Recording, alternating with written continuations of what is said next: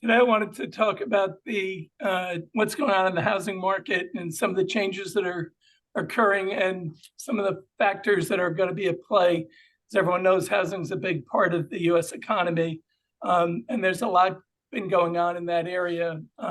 Some of the major trends are, the need to find affordable housing, the shift of where we're living coming out of the pandemic. We're seeing all sorts of distortions in the housing market based on interest rates, which is creating elevated prices and scarce inventory. You have the workplace transformation, and then you have the impact of climate all playing a factor in what's going on. So I wanted to start by going back and looking at how the population shifted over the years. And obviously going back into the 1790, you can see it was obviously very Northeast and very coastal oriented. Fast forward 90 years, and you can see after the Civil War, you started to see the push west as people were looking for more land, more opportunities, moving away from the problems of the war, and you started to see the shift west continue. You get past World War II, and you see that shift continue to accelerate, where you're seeing more of a Western and Southern shift going on. And there's some factors that I'll talk about in a minute that were driving that. And then you can see today a big, pretty dramatic move away from the coast and the Northeast and pushing out to the West and the South, picking up in a bigger way. Another way to look at it is looking at the median center of the population, which has shifted over time. And as you can see from the chart here, from most of the 1890s to right after World War II, the center flip-flop back and forth between Indiana and Ohio, meaning half the population was east and half the population was west. But then after that, you started to see a pretty dramatic move further west and further south to where we are today. And what are the key drivers of that? It was originally the move to the west was about water and somewhat warmer weather. The move to the south was about warmer weather, but air conditioning was a big driver for that. Obviously, jobs were a big part of it as well, and more home affordability and more space for a lot of people as the Northeast started to get more crowded. We had a massive boom in population, as you can see, from 1960 to 2020. But the population growth was really pretty staggering. And just to give you some numbers, back in 1920, Arizona had a population of about 334,000 people. New Mexico in 1920 was larger at 360,000 people population. The impact of water played a big role in that, as Arizona had much better access to the Colorado water than New Mexico did. And you now have a population of Arizona that grew to 7.1 million, where New Mexico grew to about 2.3 million people. So the impact of water was quite dramatic there. So you can see that's one element. Another element was actually the number of homes that had air conditioning. And this shows you by different regions and for the total US. But from 1973 forward, you can see that parts of the Northeast, only 10% had air conditioning back then. And then you see it move up. Ironically, I was talking to somebody in Lake Tahoe last month when the big heat wave was coming through, and most of the homes there were not built with air conditioning. So are you gonna see things start to change there? Interesting question. Climate is also playing a big role, and it's slowing the movement in different ways. We're seeing dramatic movements in sea level temperatures, increasing the risk of storms and other issues. You saw what's going on in Phoenix. They had the record temperatures in 17 days in July were over 115 degrees Fahrenheit. And you're seeing it with wildfires and hurricanes and earthquakes in California now. This is just to show how bad the difference is. This is wildfires in California, far worse than they've been anytime since 2016 in terms of cumulative area burned. You can see Miami was setting heat records, and this is hours per year over 100 degrees, over 105 degrees, which is the heat index threshold. And already this year, Miami has experienced 120 hours above. The previous annual record was in 2020 at 49 hours. So we've already beat almost by 2.5 times the previous annual record in the first 7 months of the year on the heat level. So the problem's getting worse. And what we're seeing is you're having more and more counties in the US vulnerable to heat than the rest of the nation. And I think this is going to lead to a shift back to areas we've talked about as big beneficiaries. And what you can see here is the brown areas are the areas that have are more vulnerable. The blue areas are less vulnerable. And you can see where people have been moving are moving to increasingly vulnerable areas, and that will likely start to reverse. So while in the near term, I think the trends will continue to be towards the South and the West, I think a lot will depend on mortgage rates in the labor markets, but also energy availability. And I think the shift away from the coastal areas will be accelerating in the next couple of years as people want better access to water, land, energy, and talent and jobs. So that's going to be a big part of it. But when you look at this map, this is the Atlanta Fed, and they're showing affordability, and affordability is the green dots, and the lack of affordability is in the brown areas. And you can see places like Scranton and Des Moines and Harrisburg, PA, and Toledo, Ohio, Akron, Pittsburgh, Youngstown, Cleveland. The old steel areas are areas where there's great affordability. So are we going to see a shift back because of some of the policies that are in place, because of home affordability, because of climate, another population movement back to the areas that we talked about? And Mark, this is playing on the theme we've talked about for probably 2 years now, when Nancy first raised the idea of the Midwest being the best emerging market. I think that's still in play. I think the other big element that we have to keep in mind is mortgage rates, and the sudden shift up from 3.5% or 3% not too long ago to now 7+% mortgage rates. And what does that do? It's actually changing the dynamics on supply and demand. It's stopping people from selling existing homes, putting a lot of pressure on new home builders. Part of the reason Buffett's moving to the increasing his stakes in new home builders, I believe, is because of this demographic trend and the lack of availability of existing homes. And I would say for the people expecting that mortgage rates will come back in when we have a problem and they'll drop dramatically, history suggests that that might not be the case. The historic spread between the 30-year mortgage and the 10-year treasury is about 175 to 200 basis points. As you can see now, we're over 300 basis points spread. So even if the Fed cuts rates, I would not expect to see that mortgage rates come back in as much. And in fact, I would suspect that they'll maybe lower rates a year out on the short end, but we'll see the long end of the treasury stay higher, meaning that going back to the rates we saw in the past, not likely going to happen, and we're dealing with a new level of affordability for homes. So what do we see over the next 50 years? The challenges are going to be around water, land usage, affordability, and climate change. That's absolutely going to be a big part of it. I think you'll see, and you already are seeing, the ability to insure homes in different areas is changing. The violence of storms is increasing in a way that we haven't contemplated. And just think the Gulf of Mexico is probably up 4 degrees in temperature versus its historic norms. So we have to find ways to deal with that. We have to find ways to address the water issue.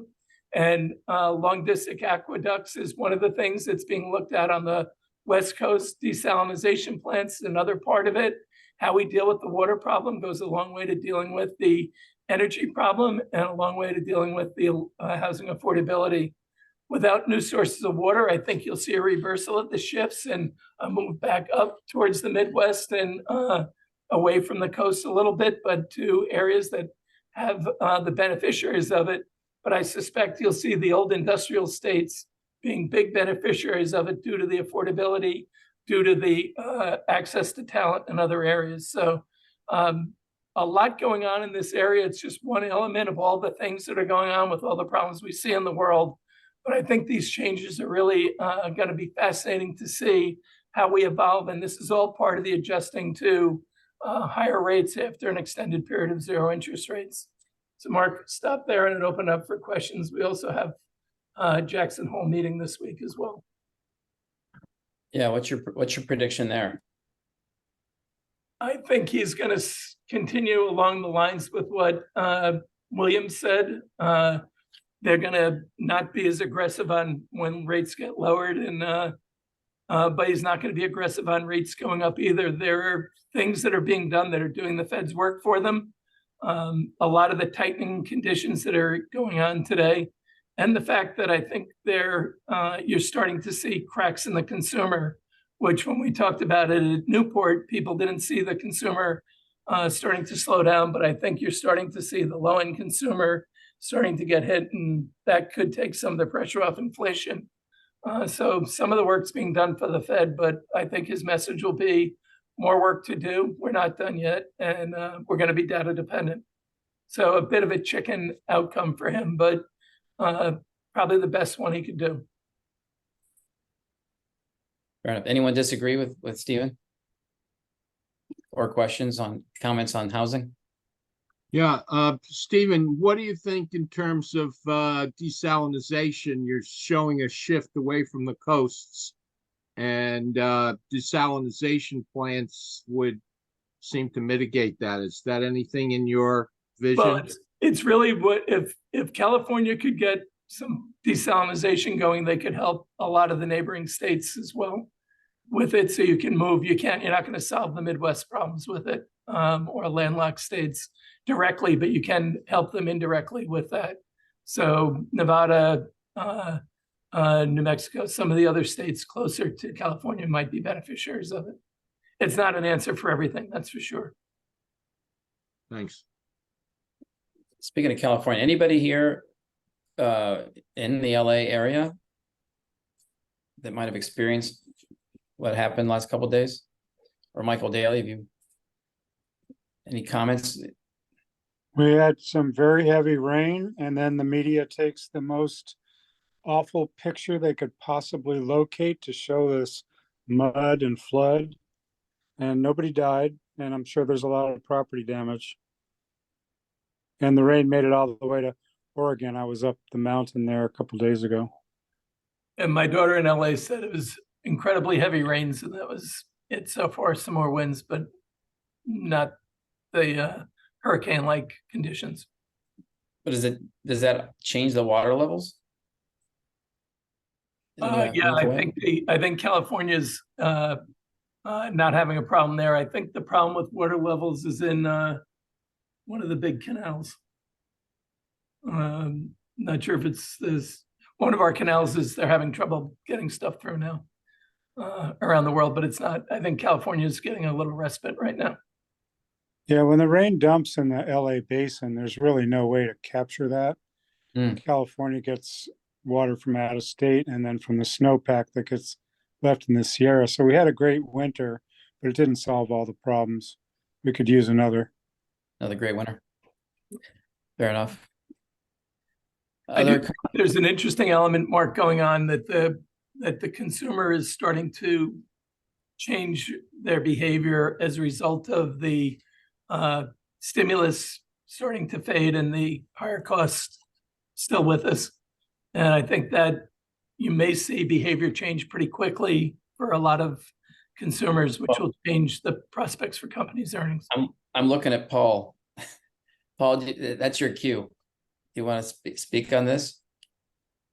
I think I've spoken enough on that, but I have a separate question maybe for Stephen. Fine. So all these issues around climate change, potential disaster, areas where all these people are moving. How does the insurance industry kind of play a part in this? Because let's say I was actually down in Naples touring a bunch of properties, not personal properties, unfortunately, but there were like $20 million homes, $80 million homes, $60 million homes. There is some very expensive homes, and they're right on the water. And they're literally about 3 or 4 feet above the canals. And the question is, like, who's insuring these homes, given the fact that they are at risk and they're such a high valuation. That is the rub. They're having trouble finding people to insure the homes in Florida, and insurance companies are leaving the state pretty aggressively. So I think a lot of people are ending up on those homes self-insuring. It's a problem. It's a real issue. They're still building, so it's not as if it doesn't exist. And these are, I'm assuming the people that can self-insure. But the banks accept that? It depends on the capital. But Right. If you're, Just you have enough Yep. equity. Yeah, I just thought that was unusual that, yeah, the level of valuation at the, clear risk that they're at. But that's, the insurance issue is a big issue, and certainly in Florida, it's going to be a bigger issue in other vulnerable states. It's coming here in California.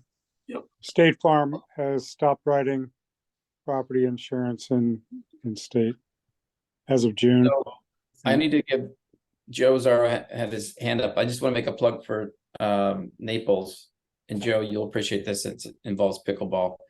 I think we're getting more organized ahead of time for, could have an exhibition match, could have some other bells and whistles coming together. So get ready for Naples pickleball. All right, Joe, your question. I can't wait. I love me some Naples pickleball. I was actually going to go play padel tonight, which is like a variant of pickleball. Yeah.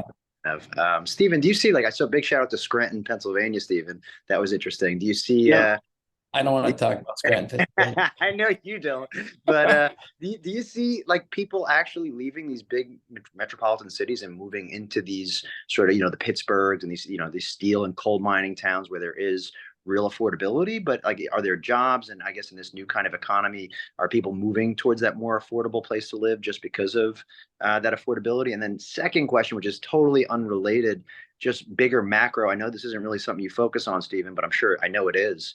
China, the housing market in China, what's happening there, it really seems like there's a lot of risk. And, given the size of that economy, how much debt is outstanding, the trillions of dollars in debt, how many loans from developers are outstanding.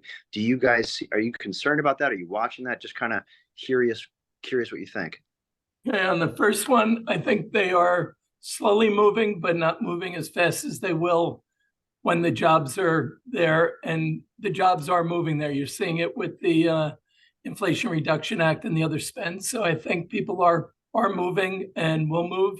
It will depend on how the work from home actually settles out, which I think you're starting to see. When Zoom says people need to be in the office at least 2 days a week, that's an interesting sign about how they see that going. So I think it'll be slow, but Joe, I think it's going to be longer term. You'll see a shift away from the coast back to the center of the country as the weather patterns drive that, but also as people move there because more industry is moving back to the Midwest.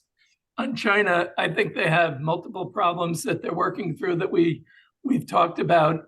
They have a near-term debt issue that's a cyclical debt problem inside a secular debt problem that they have to work through. But that's manageable. The cyclical one is going to be painful. I think it will impact not only the residential, but commercial real estate. And it's going to have a big impact on the Chinese economy because real estate's 25% of their GDP.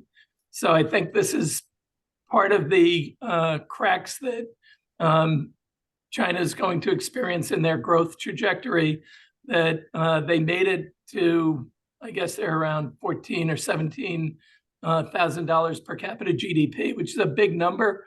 Most emerging economies struggle to get through the 6,000 level, but they're at a level now that they're trying to break through, and they're in a tough spot and will be in one for a while. I think their policies will probably determine how long it takes to get out of their problem, but they got their hands full. Not an easy answer, and it has big implications for the rest of the world. China is such a big driver of growth. So Yeah, that's why I was curious. Thanks, Stephen. Thanks, Mark. So Anna, you had your hand up. You put your hand back down on purpose? Did Joe ask your question? Actually, yes. Actually, Stephen responded. In responding to Joe's question, Stephen answered my question. all good. Thank you. Everyone, Steven, great job. Thank you. thank you. By the way, Anna, where are we having lunch on Thursday that anybody can join us? Where is it at? There, well, we thought that it's too far for Josh. It's actually an hour and a half for Josh to come down there. So Okay. we'll need to figure out another spot. There are plenty of spots, beautiful prime restaurant, crab shell If in the anybody Stanford area. is anywhere from Westport to Greenwich, Assuming- Connecticut, we're gonna get together for a lunch on Thursday. I'm So let us- assuming New Haven's probably too far for everyone, right? Steve, you don't have to be there, so don't answer that question. All right, go ahead. But it's on the way for somebody, Josh. It's on the way for me, on the way to Newport and back, but Walter. Yeah, hi, Stephen. Hi, Walter. Good to see you. A couple of observations and I'd like your comment. One of them is tax implications. We see a lot of companies moving from regions to regions based on tax implications out of California, out of Washington State, into Texas, into Florida, etc. So that's Ohio. one observation. Love your comment on that. And then the other one is with the work from home, the lack of return to the office. I live in Seattle, and right here outside of Seattle, we're seeing an explosion in real estate in smaller towns just outside of Seattle. So folks recognize they need to go into the office, but they don't need to be there that often. So they move out just a bit. And we're seeing real estate prices increase significantly in small towns around Seattle. Your comments, please. Yeah, I think this is part of the shift. When you go to a 3-day work week or a 2-day work week, you can take a longer commute for the 2 days or 3 days. So that's changing the behavior of people, and it changes they're going for where there's affordability, and that tends to push them out. So I think you'll see this spread occurring. It's not just here. Canada's going through a similar thing where they're, 85% of the population lives within, like so many miles of the US border in Canada.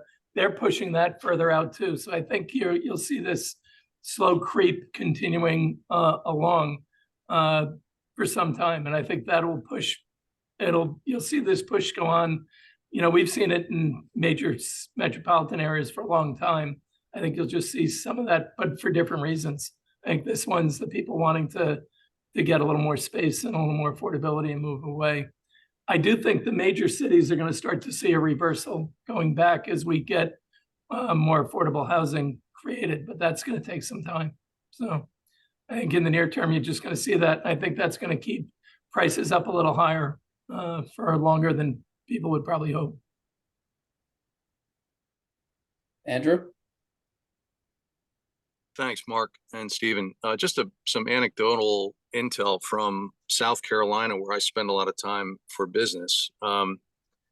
Putting aside the last few years of the effects of COVID and climate change and all that, South Carolina's done a really great job at attracting big corporations, the likes of Boeing, Mercedes-Benz, Volvo, Bosch.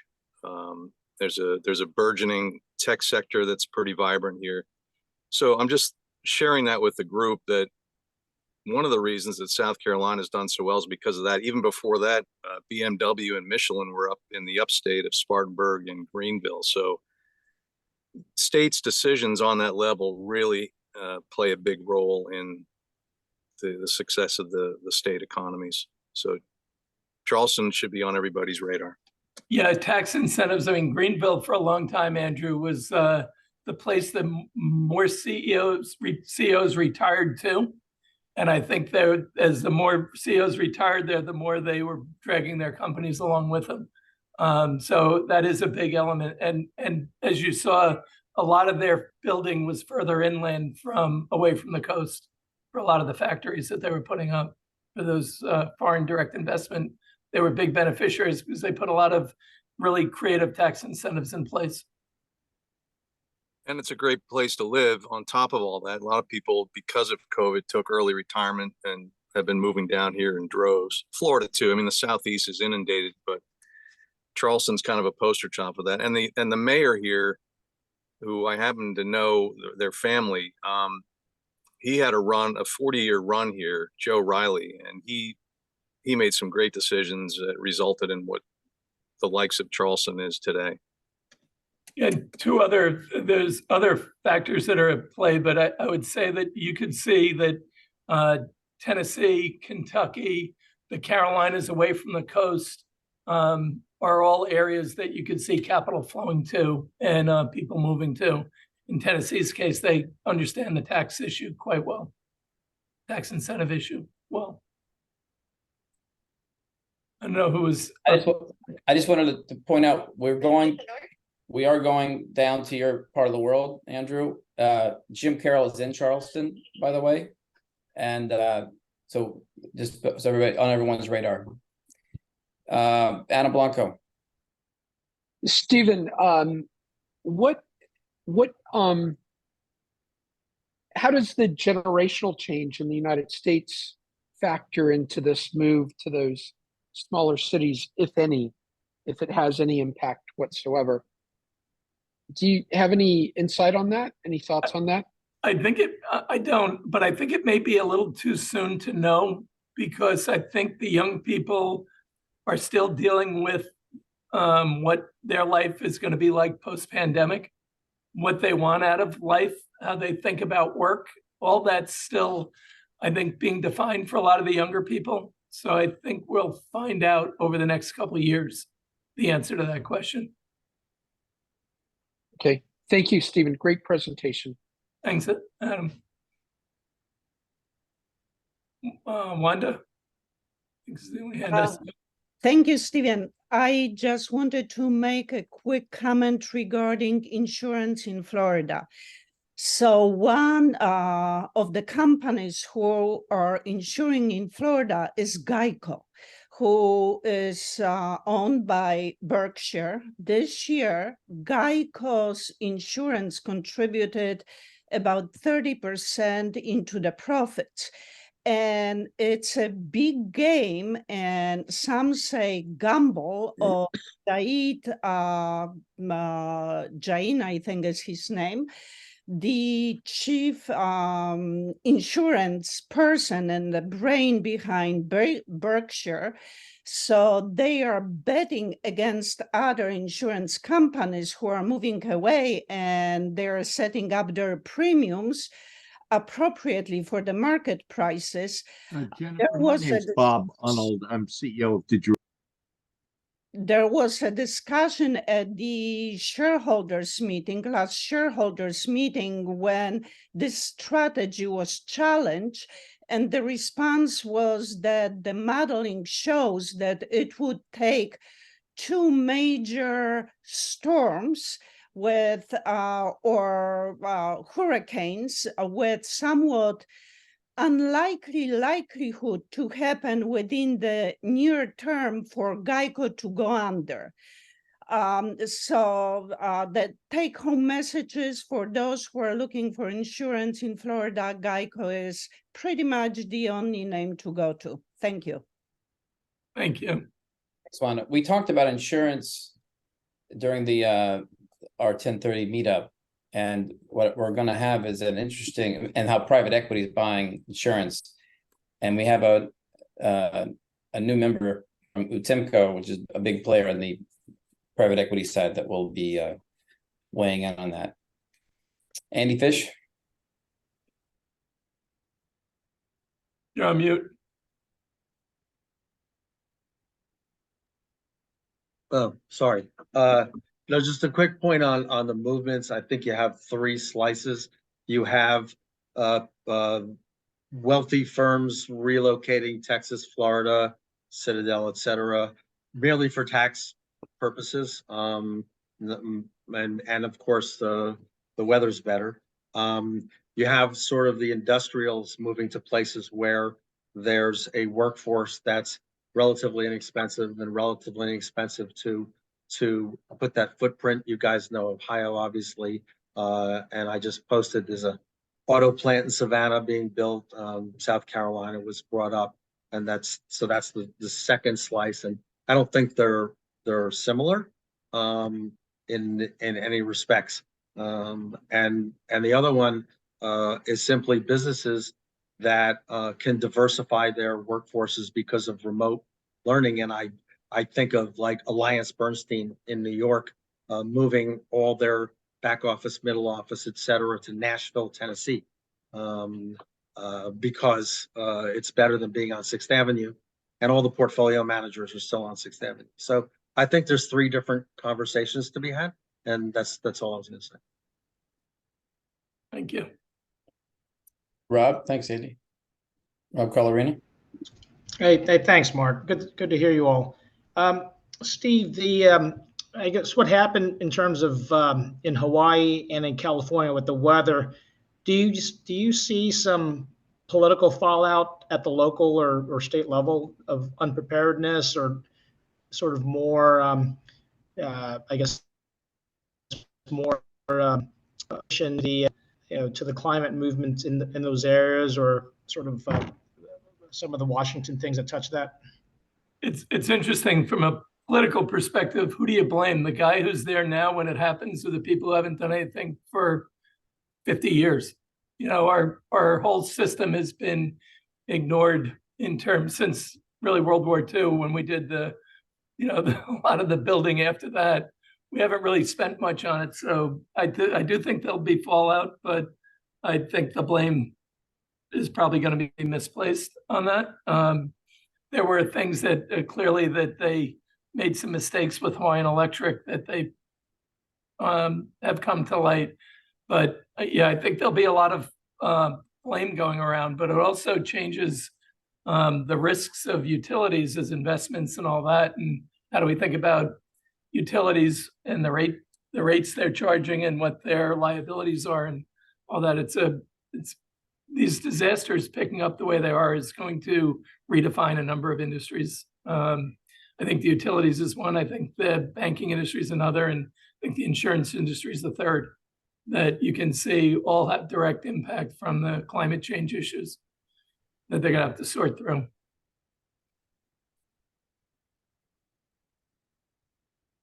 Other questions, I'm gonna comments? blame Rob on that.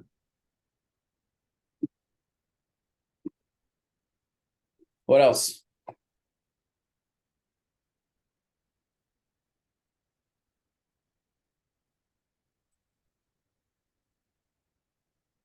Mark, are we gonna do an update on Ukraine? Real quick, sorry, Steve. I think it was on your slide 16. There was a lot with the U.S. map. I missed it. I blinked and you flipped through it, but there was a nice big blue area around St. Louis and Southern Illinois. So I was curious what that looked like, since I live in St. Louis. So there's an opportunity for us here in the extraordinarily hot Midwest right now.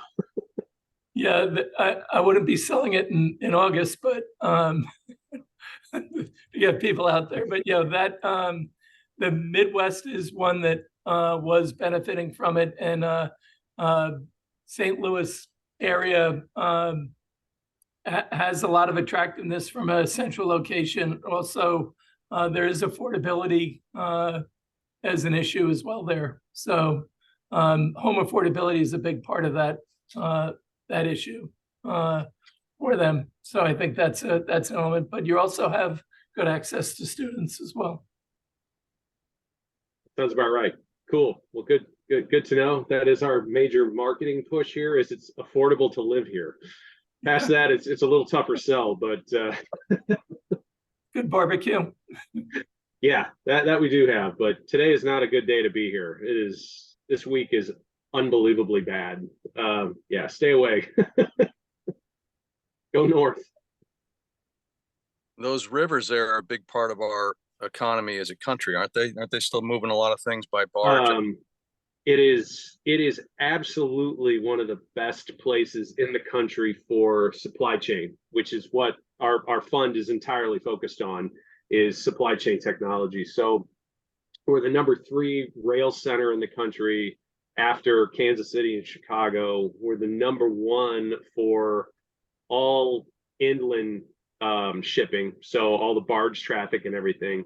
So we've got 4 different highways coming, 4 different interstates coming in here, plus every major railroad, every major agriculture company is shipping through through here because of the river. So we're in an extremely unique position from a logistics and supply chain standpoint. Plus, we also have the headquarters for U.S. Transportation Command is right over at Scott Air Force Base on the other side of the river. So, so they're controlling all of logistics and shipping for the entire military is operated out of there. So we're in a really unique space from that standpoint, and we're incredibly affordable to operate from. So it's a unique little spot. I've lived here forever and worked every place else, so I've got an interesting view on it. But we've got a lot of problems here that need to be solved. But from where I operate, like I said, is all procurement, logistics, supply chain, technology. It's a fantastic place to be, as well as advanced manufacturing. All of that capability exists here. Should we do a logistics, a sort of combo roundtable, St. Louis roundtable and logistics event? Bring all those who are involved in that sector together. Yeah, I think it's certainly doable, and I'm happy to get you connected with some of the local people here that are the big experts on it. So we've got a. So to that point, I my family office, we visited with Arch Cole. Back in the day.